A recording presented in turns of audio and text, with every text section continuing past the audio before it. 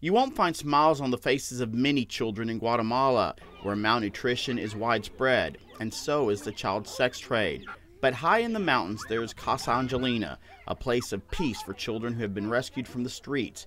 Pastor Ivan Tate, his family, and many missionaries have succeeded in making this 18-acre compound a safe haven for dozens of children.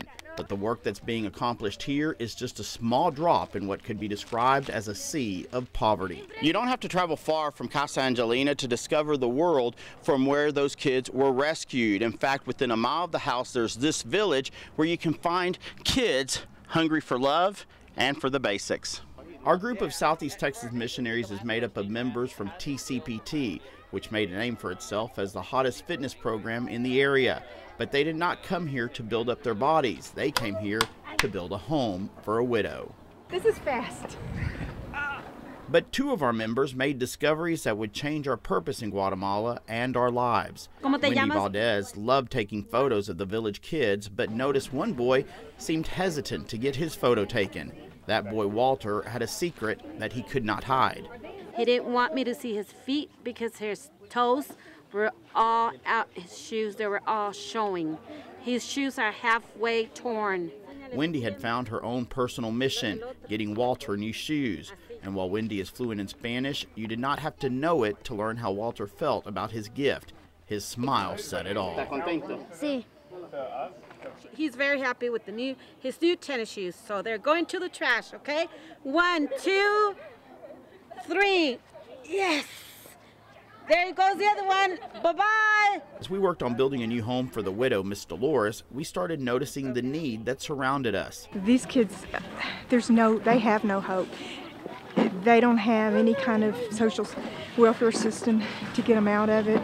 For the next couple of days, we would become that social welfare program spearheaded by Marquis Beard, whose life was touched by a girl named Judy. I found Judy a couple days ago, and she just looked like she needed some new toys, so I got her a little doll.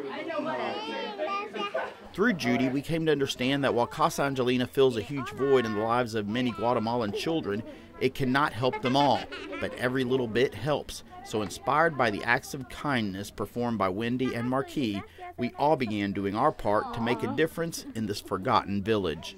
Marty Smith didn't have to search hard for new shoes for one boy. She just looked down, and in a matter of minutes, she was shoeless but smiling. Marty, you're shoeless. I am, and I'm happy.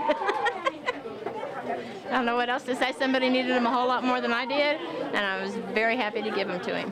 And again, the boy's gratitude crossed all language barriers. Yes, sir! Fox 4's general manager, Darren Lehrman, who also went on this mission trip, literally gave the shirt off his back. It was part of a series of selfless scenes developing right before our eyes, too emotional for words. We learned of other widows in need, including this one in her late 60s, who also received new shoes. Gracias a Dios. But none of us were prepared for what came next. The kids who we were helping began helping us. It's really humbling.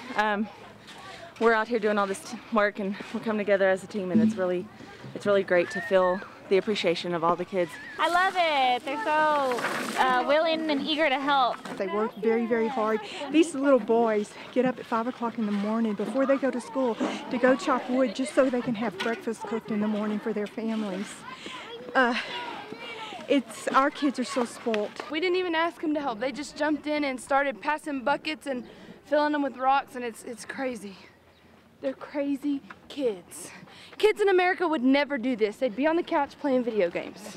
And one shop owner even fed us her homemade cheese as this village adopted us. Uno, dos, tres. And by the end of our week in Guatemala, our mission to build a home actually created a circle of prayer. We thank you so much for these children.